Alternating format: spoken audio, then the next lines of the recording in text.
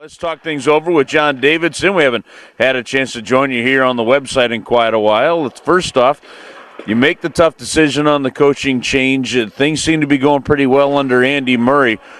A team starts to believe in even a new coach when they have some early success, don't they? Yeah, I think so, Kerbs. I know that in making the change, it was not a very comfortable thing to have to do. We as an organization have a great deal of respect for Mike Kitchen, for the way he works and for the way he cared about the Blues. But it was obvious we needed a change, and I keep using the word culture. We needed a cultural change around our club, and I think we're seeing that. We're seeing it happen. It's just change. And Andy Murray and his staff now have done a nice job in getting this team prepared for games, and they're executing quite well. Good goaltending. Specialty teams are getting better. And as you mentioned, the confidence level. And anything you do, whether you're broadcasting games like you do or myself doing my job or anybody out there doing their jobs, if you have a real good feeling about your confidence and the level's high, you can generally execute and do a good job. And I think we're doing that right now. It was kind of neat to see over 16,000 in the building too. The buzz. I saw when they announced the attendance, you stood up in your booth up there and applauded. It was kind of a lot of fun, wasn't it? It really is. I know this city's got great hockey fans. It has history. They're here. We just have to earn the respect of the fan and get them into our building. And you know, the Brett Hull night, we had a big sellout, and the team didn't play well at all. In fact, that was one of our flattest nights of the season. It was very disappointing.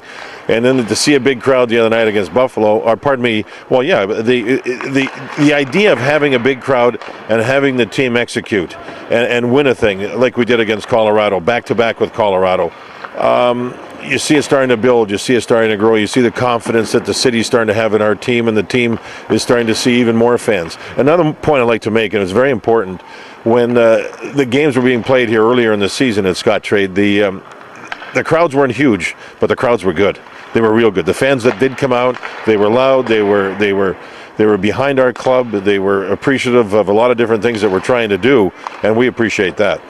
Andy Murray's had a couple opportunities also to go down to Peoria. How nice is it to have that close by where the kids in Peoria see the head coach come down to watch them play? Yeah, and he addressed them the other night after they won. You know, on Sunday night, this past Sunday, they were playing their 5th game in 6 nights and traveling 8 hours one way on bus trips and making it back late actually early in the morning, and then playing that next day. And they won 2 of their last 3. They won the last one on home ice, and Andy was there with Ray Bennett, one of the other coaches. Rick Wamsley was there. And he went in and addressed the team and said how much he appreciated their efforts for just the battle that they showed. And that's what we want. We have a very good coaching staff there. We've got some good prospects there, and these kids are learning how you become a pro, how hard it is to play hard every night. And to see that happen, we feel very, very confident about Dave Bassigio, the way he coaches, the way he handles the kids, the way the kids are improving. And for our staff here, 3-hour drive. It's a marvelous thing. Some teams in the NHL have their teams, say, in Calgary, and they have to go across the country to find their farm club. We have a 3-hour drive. It's quite a luxury. What are your thoughts on David Backes so far? I like David. Big guy. He's got pretty good feet on him. I'm talking about his speed, good hands, good shot. He's got the great attitude, big wide eyes, smiles every day that he shows up for practice. You love that attitude. It's kind of like Radek Dvorak. Even when Radek wasn't scoring, he showed up with a pleasant attitude every single day, and that seems to, you know, it's helpful having that right attitude. And Dave Backes has come up. He's played hard. I love the size of the body. He's a big man, and hopefully he'll continue to grow. We knew Manny Legacy could play some goal, and he's doing it now, isn't he? Yeah, he really is. He had some good games, some questionable games earlier, there's no question. But again, it comes back to what we were talking about before, and that's confidence. I don't know how many people know it out there, but he actually changed his goal pads. He went from the older styled goal pads to the more up-to-date, newer ones that when he goes down on the butterfly, nothing slides underneath. He's staying a little deeper in the net. He's working well with Rick Wamsley. His positional play is great. Now everybody has confidence in Manny, and Manny has confidence in his team. It's a nice combination, and if you don't have goaltending, it's a bit of a problem, isn't it? John, how important is it to have a guy like Rick Wamsley and a goaltending coach up here on a daily basis? I think it's real good. And we also have a part-time goalie coach that comes in a couple of weeks a month in Peoria to help our guys there. It's great. I think that Rick's the type of personality that he's not overbearing with what he tries to work with the goaltenders.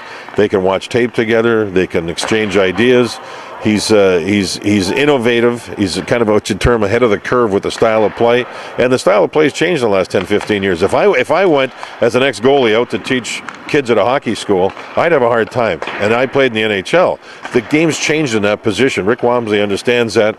And for him to work with the guys we have here, which includes Bakashwa, Legacy, and Sanford, these guys it's a real good mutual relationship that they have, and you have to have it. You have to have it like you see in other sports with pitchers in baseball or specialty team coaches in football. That's really important for us in hockey. Team goes out and signs Charles Langlet to a National Hockey League contract. What has he been doing for you in Peoria? Scoring quite a bit. He's another big man who does he ever have a great shot, and he's got great presence in the offensive zone. He knows how to find holes, and he's got a great release. And he's got upside. He's a guy that started in the East Coast League and has worked his way into doing a nice job in a very short period of time at the American League level, which is an extremely good league. It's a great league. And when you see that, then you try to have a relationship again. The player wants to be a member of the Blues. We'd like to see if he can make it as a Blue. So you have to sign him to a contract, and we certainly did. And now we'll see if his development continues. We think it will. Are you watching and keeping a close eye on the World Juniors? Oh, yeah, absolutely. It's been great to watch. Six players from this past draft that belong to the Blues are playing in it. I think Jarmo Kekalainen and Ville Siren, all those guys are over there scouting, and they're loving it. They're loving it. Kana, who plays for the Czechs, is scoring. We've got 3 kids on the Swedish club. Eric Johnson's getting. I like the ice time Eric Johnson's getting. When you play at the University of Minnesota, and it's such a great team, and he's just a raw rookie freshman. He's not getting as much ice time as some people would hope, like me. And to see him over there, he's getting a ton of ice time, quality ice time. It's a great experience for him. Then we had finally Ben Bishop up in our broadcast booth over the holidays as well. Are you monitoring his progress at Maine? Absolutely. I saw he had his first shutout a couple of weeks ago, and maybe 3 weeks ago.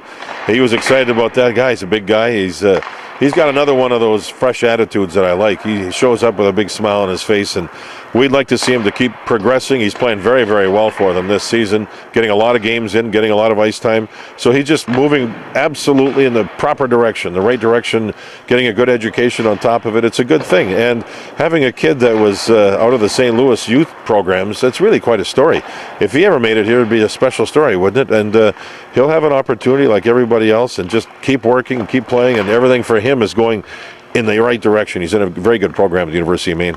Well, and fans do need to keep in mind that when it comes to both Eric Johnson and Ben Bishop, it's not inconceivable that both could be playing here in the month of April this year. Yeah, wouldn't that be something? The Frozen Four going to be played here in this building in April. We'd love to see that. I don't know if North Dakota's going to make it with TJ Oshie, but Oshie's playing well too.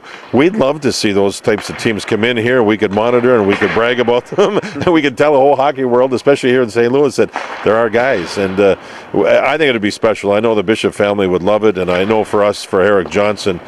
You know what, Kerbs, I think if you ever even get to the Final Four, or Frozen Four, it'd be a special story for any of those teams. So we'd love to see, in a selfish way, our kids be a part of it. Thanks for the time. Okay, Curbs.